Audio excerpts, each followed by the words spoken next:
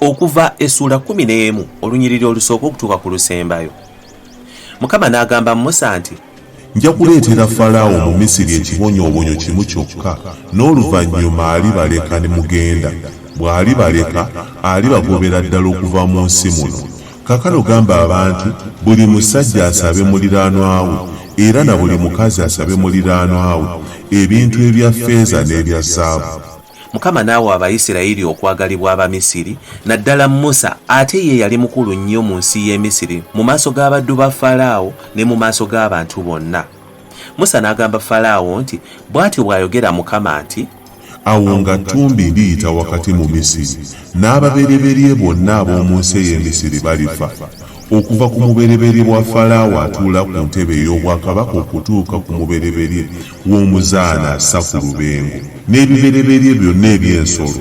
Era walibeera okukaaba okungi mu nsi yonna ey'e Misiri, okutabangawo era okutaliddamu kubaawo nga kuno nate.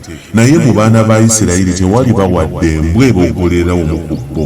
Mulyoke mumanye Mukama bw'ayawula wakati w'Abamisiri n'Abayisirayiri. Era abaddu bo bano bonna balijja gye ndi, ne banvuunamira nga boogera nti, genda n'abantu bo bonna abakugoberera, era oluvannyuma ndigenda. Musa n'ava eri Falaawo n'obusungu bungi.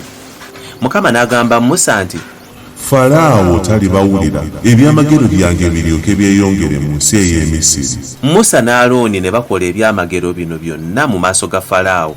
Mukama n'akakanyaza omutima gwa Falaawo n'ataleka abaana ba Isirayiri kuva mu nsi ye.